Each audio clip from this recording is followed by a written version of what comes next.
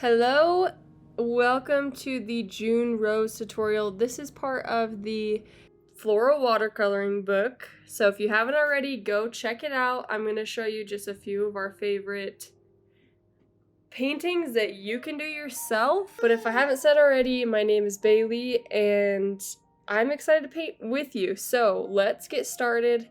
I like to spray my paints down and then I'm just gonna grab some tape and tape my paper, grab 2 cups of water, and I have a medium round tip brush and a filbert brush that we will use only for the background. So let's get things together and then we'll get started painting.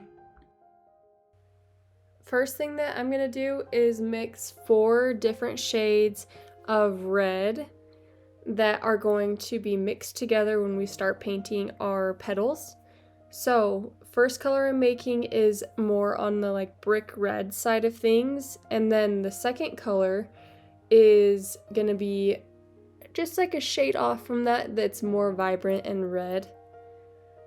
And then our third color, I'm doing more like pink red, more vibrant than that second one that we made.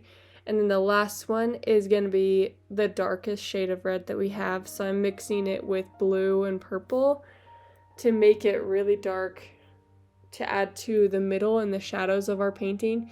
So all you need to know is I am doing 4 different colors. The shades, the colors don't have to be exactly the same as mine, but you need to pick 4 colors that you like and you're happy with, that you feel like would be pretty as petals. So let's do that and then we're gonna start painting.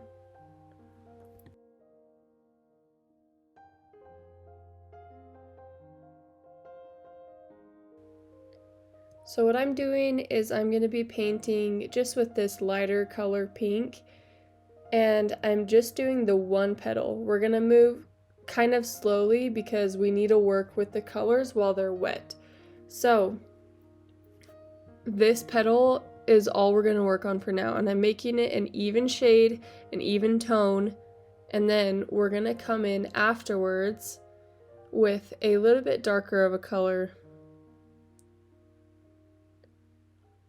There we go. So the reason I'm doing this is because with watercolor, it's different than acrylics and any other paints you're gonna use. You wanna start with lights and then move dark so that those bright colors that you put down first are still visible. So I'm putting just a shade darker that I made on the bottom half of this petal to show that the bottom is more shaded than the top of the petal. And you want to do this while it's still wet, which is why we're only doing 1 petal at a time right now.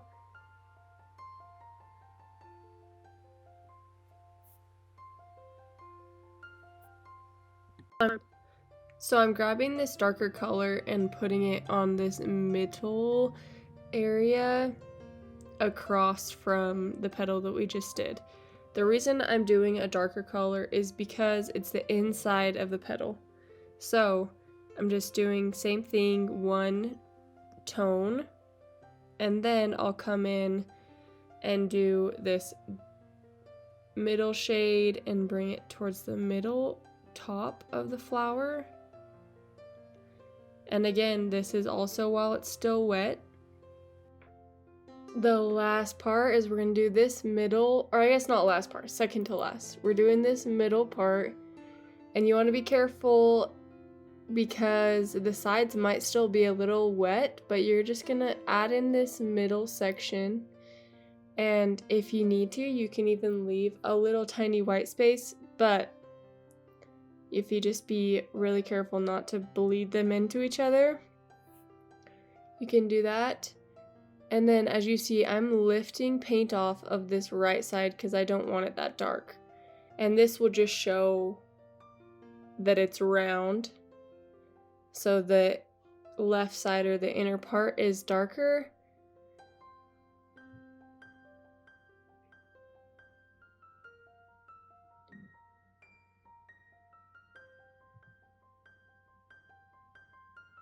Awesome. So now I'm grabbing this dark color and I'm just doing like these little swirls on the top and then filling in just the top little section and the inner part of this petal on the right side that we just did. And then we're about done with this petal or with this flower, and then we'll move on to the big one. Again, I'm adding just a little bit of dark on the bottom to show some shadowing.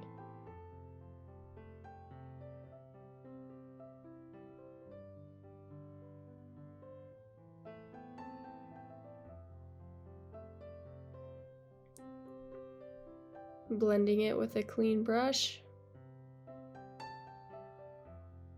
Cool, look how beautiful that looks. Just adding in some of these little details in the back of the flower, and then we're gonna move on. So just very simple, I grabbed the darker color of red and put it towards the back. As you can see on the outline, it has a little line for you to follow.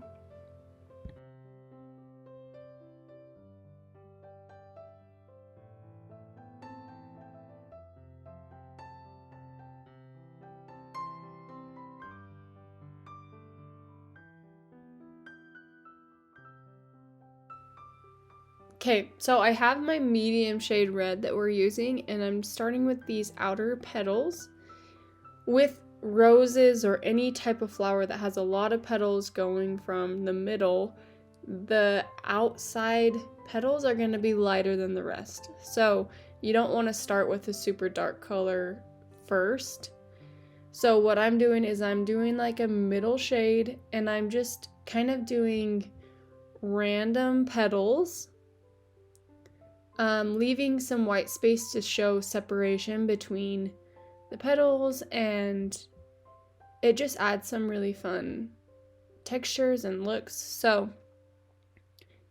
that's what we're gonna do. As you can see, I'm filling in the bottom petals first, and then I'm gonna be moving up towards the middle of the flower.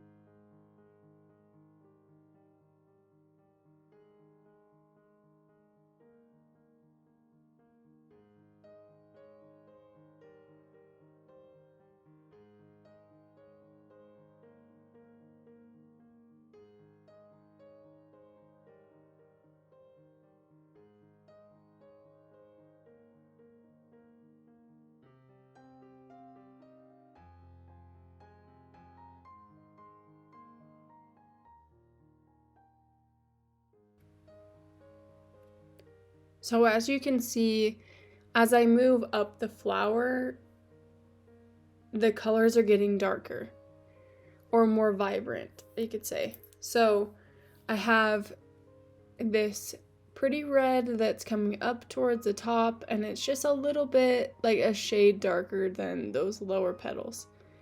And I'm leaving some space. I'm not even filling in some of the lower petals because I'm going to come back towards the end and fill those in with a different shade. So let's do that. And honestly, you can't go wrong if you just remember the idea that it gets darker towards the middle of the flower. Just go one petal at a time and it's gonna look beautiful.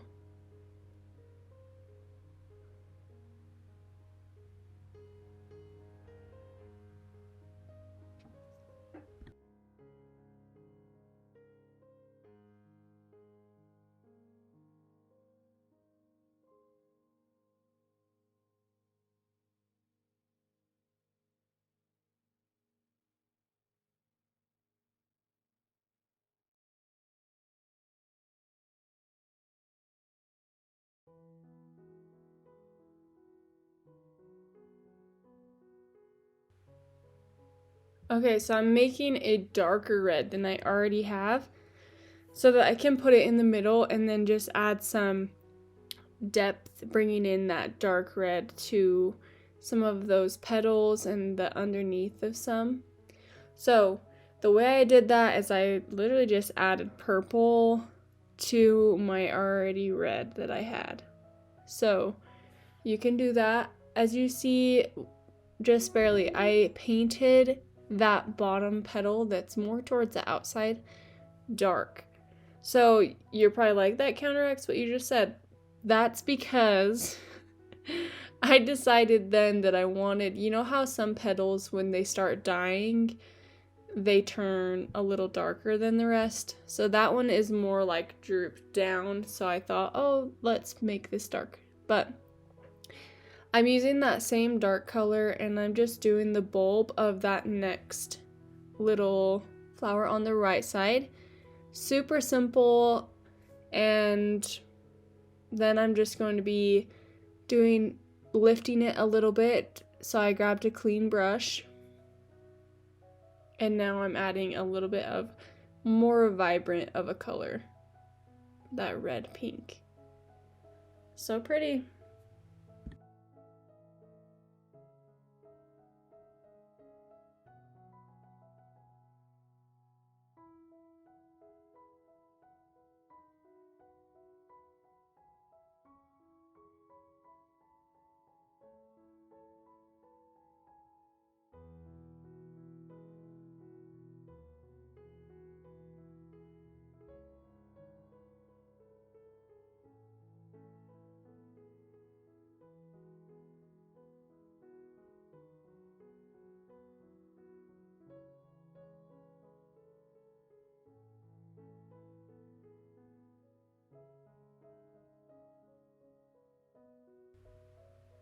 Okay, if you have made it this far, I am so proud of you. We're just gonna do the greens for the leaves and the stem.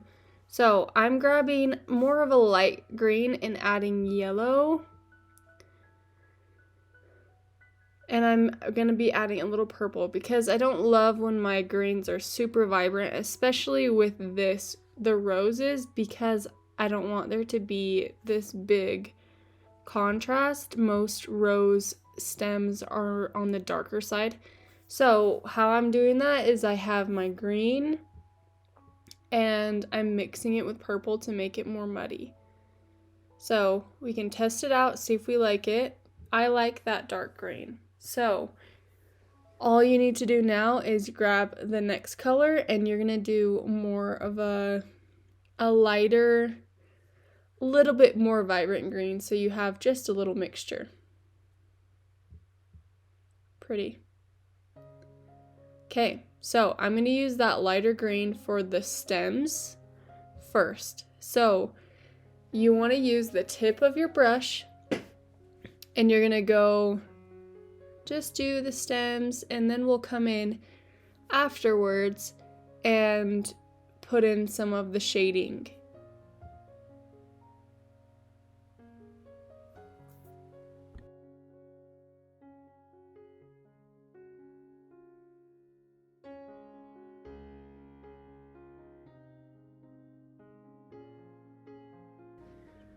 Okay, so once you are...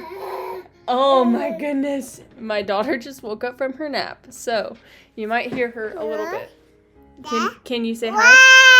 Oh, 1, 2, 3. There you go. So what you're gonna do is come in with the left side, with the darker color on the left side of the stems. So you'll do that, and then you're gonna use the dark green for the leaves. The middle leaves, you're going to use the same light green and then come in with that darker green that you made for the bottom half of the leaves to show some shadowing. So, really simple. All you need to know is you're using the dark green for the bottom half of the leaves and the light green for the parts that you want to stand out or look like they're more in the sun. So, I'm excited to see what you make. Let's finish this up and then we'll do the background.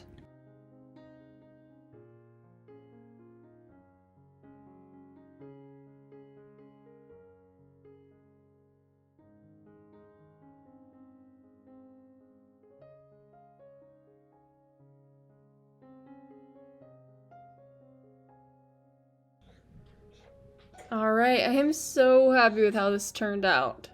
So if you're good here, if you want to leave the background white, which I love to do, then you're done. I want to see your painting. Send it to me. I want to hype you up. If you want to do a background, we are going to mix a teal pretty blue. Kind of gives you like Beauty and the Beast vibes, but we're just gonna mix a very diluted color. Hey, oh my goodness, are you so hyper? For those of you that don't know, my office is in my living room, so until I can afford to have a separate studio, you're gonna hear my daughter every once in a while. So enjoy it while it lasts, and yeah, let's keep going. So really all I'm doing is I have my filbert brush. I'm using the body part of it to spread my diluted with water teal blue paint across, and then I use the side, more skinny side of the brush to do any detail.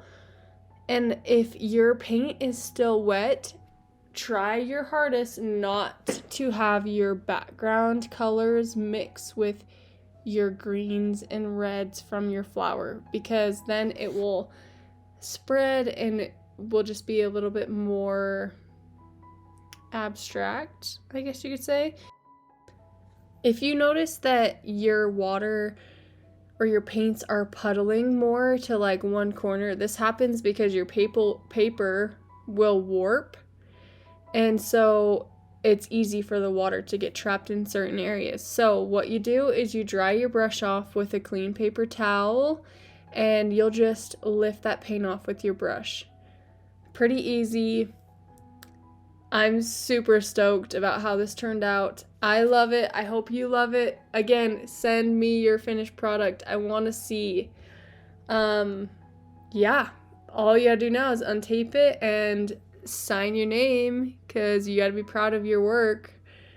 And for those that don't know, this is part of the Watercolor Coloring Book. Go grab it. Seriously, so fun. And we also have a link to a free tutorial that goes over florals, greenery, skies, basic techniques to do landscapes. So go check it out. And I'll see you next time to paint the July water lily.